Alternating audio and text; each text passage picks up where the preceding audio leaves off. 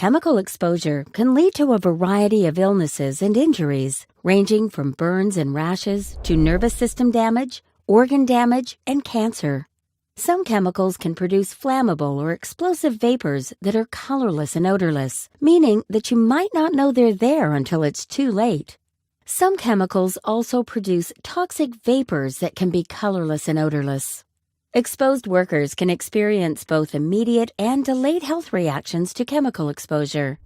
Some chemical reactions might not be noticeable for months or even years after exposure. Finally, some chemicals can react violently with other chemicals, creating additional hazards and making existing hazards even more dangerous. To help protect you and your coworkers, OSHA requires your employer to develop a hazard communication, or HAZCOM plan, that addresses the chemical hazards in your workplace. HAZCOM plans don't prevent you from being exposed to hazardous chemicals.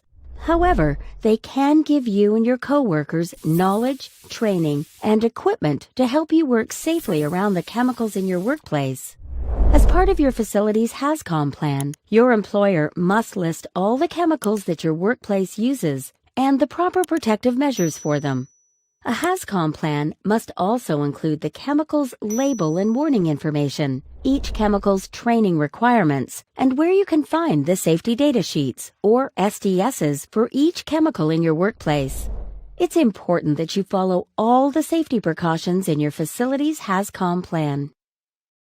It is your employer's responsibility to develop and enforce a written HAZCOM plan and provide you with all necessary training. But it's up to you to follow that plan and training while you're working. You are responsible for wearing any necessary personal protective equipment, or PPE, and inspecting it before each use. You'll also need to be familiar with all chemical hazards in your workplace. Know your facility's emergency procedures. Report injuries or spills immediately, and ask questions if you're not clear about a chemical's hazards, a safety procedure you're responsible for, or any of your job duties. Make sure that you know exactly which chemicals you're working with or around and how to protect yourself before you use them. If a chemical incident occurs at work that requires you to be evaluated for chemical exposure or requires you to receive medical treatment, your employer is required to keep a record of your evaluations and treatments. You have the right to access these records. These records can include medical questionnaires or histories, medical exam results, medical opinions, first aid records, treatment descriptions, or medical complaints. These records do not include physical specimens, such as blood or urine, most records concerning health insurance claims, records created solely in preparation for litigation, or records concerning voluntary programs, such as alcohol, drug, or other counseling programs. You have the right to examine and copy medical and exposure records and any analysis based on those records. In certain circumstances, an authorized representative can access your records as well. These records must be provided to you free of charge and within a reasonable amount of time, which is typically within 15 days. Medical and exposure records are confidential and must only be released to you or your designated representative. There are 3 ways you can access your records. First, your employer can provide you with a copy. Second, your employer may give you access to facilities where you can copy the documents yourself. Third, your employer can loan you the documents to copy somewhere else. In some situations, a chemical may qualify as a trade secret. This means the employer can withhold certain specific details about the chemical, but must still provide you, your medical provider, or your authorized representative with information about toxicity and other properties. OSHA uses the Globally Harmonized System, or GHS, to classify and label chemicals. GHS labels display one or more of 9 pictograms to help workers identify that chemical's hazards. Labels must also show a signal word, either danger or warning, that indicates the relative severity of the hazard. Danger indicates a more immediate or extreme hazard than warning does. GHS labels must also have a hazard statement, which describes the nature of the chemical, and a precautionary statement, which describes the recommended precautions to minimize the effects of exposure to that chemical. The label must also have a product identifier, which tells the chemical identity of the substance. Finally, GHS labels must list the supplier's information, including its name, address, and telephone number. Make sure that you can read and understand the GHS label before using or working near any chemical. There are some situations where standard manufacturer container labels aren't required. For example, sometimes written procedures or process sheets can be used instead of container labels. Process sheets may be used on stationary equipment if the process sheets contain the same information as the product labels and are readily accessible to workers. Chemicals available to regular consumers, like everyday household cleaning products, are also exceptions. If a consumer product has a label that meets the requirements of the Consumer Product Safety Act, and the product is used in the same quantities that a general consumer would use at home, it does not need the labeling or SDS required under the HAZCOM standard. Other products, like pesticides, drugs, cosmetics, and food and beverages, may also be exempt from HAZCOM labeling requirements because their labels are regulated by other entities besides OSHA. If a chemical is produced, bottled, and used only at your facility, it isn't required to have a full GHS-compliant manufacturer label, but must have a special workplace label that provides at least the same general information regarding the hazards of the chemical. Finally, for certain solid or bulk materials included under HAZCOM, such as solid bars of hazardous metal or bulk grains, suppliers may be allowed to provide a single GHS-compliant manufacturer label with the SDS in the first shipment instead of labeling each individual item or bulk container. Each GHS pictogram is a black image on a white background, surrounded by a red diamond. A health hazard is represented by a person with a star symbol on the chest.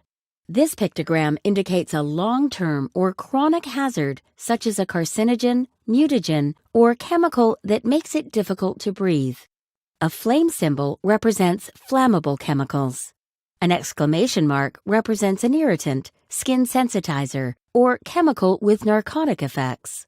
A gas cylinder stands for gases under pressure. A vial being poured onto a hand and metal bar indicates a corrosive material. An exploding bomb stands for an explosive material or organic peroxide. A flame over the letter O represents oxidizers. A picture of a skull and crossbones represents acute or short-term toxicity. The last pictogram, showing a decaying tree and fish, represents environmental toxicity. OSHA is not directly responsible for environmental protection, but you're still likely to see this pictogram on some SDSs and chemical labels. For more detailed information about the hazards of any chemical, you can consult its Safety Data Sheet, or SDS. SDSs contain information about chemical hazards, handling, storage, and disposal information. SDSs will also contain exposure limits, such as threshold limit values, permissible exposure limits, and any other exposure limits recommended by the chemical manufacturer or importer. SDSs should be reviewed by each person that handles, stores, or disposes of the chemical. Keep in mind that one SDS may apply to multiple complex mixtures having similar contents and hazards. An SDS must be available for each hazardous chemical in your workplace, and those SDSs must be kept in a location where you and your coworkers can access them as needed. If an SDS is lost or didn't arrive at your facility with the chemical, your employer will need to obtain additional copies by contacting the manufacturer, importer, or supplier of the chemical. Safety data sheets are formatted with 16 sections. The first section is identification. This includes the product identifier, manufacturer or distributor name, address, contact, and emergency phone numbers, recommended use, and restrictions on use. The remaining sections are hazard identification, composition and information on ingredients, first aid measures, firefighting measures, accidental release measures, handling and storage, exposure controls and PPE, physical and chemical properties, stability and reactivity, toxicological information, ecological information, disposal considerations, transport information, regulatory information, and other information. SDSs are the best place to find detailed, accurate information about the chemicals you will be working with and around.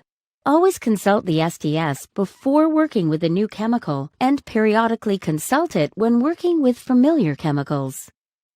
Each chemical's SDS contains one or more hazard ratings, which are numbers or letters that indicate the type or severity of the hazard. For example, flammable liquids are categorized from 1 to 4, with 1 being the most flammable and 4 the least flammable. Self-reactives and organic peroxides are categorized by type, A through G, with A being the least stable and G being the most stable. Acute toxicity is categorized from 1 to 5, with 1 being most acutely toxic and 5 being relatively low acute toxicity. The hazard category does not appear on the label. You can only find it by consulting the SDS. The label will show the correct pictogram, signal words, and other hazard information appropriate to the chemical's hazard category or type.